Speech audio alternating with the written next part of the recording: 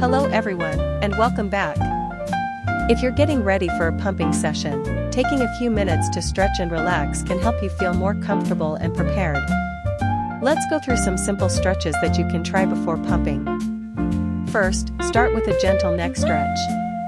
Slowly tilt your head towards your right shoulder and hold for a few seconds. Return to the center and repeat on the left side.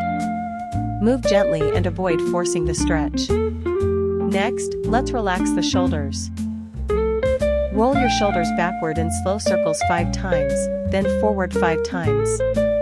This can help release tension that may build up during daily activities. Now, stretch your arms overhead. Reach toward the ceiling, take a slow deep breath, and hold for a few seconds before lowering your arms. Repeat this movement 2 or 3 times. Another helpful stretch is a gentle chest opener. Clasp your hands behind your back if comfortable, then gently lift your hands while opening your chest. Hold for a few seconds and release. Finally, take 3 slow, deep breaths. Inhale through your nose and exhale slowly through your mouth. This can help create a calm and relaxed environment before pumping. Remember, these stretches should be gentle and comfortable. Stop immediately if you feel pain or discomfort.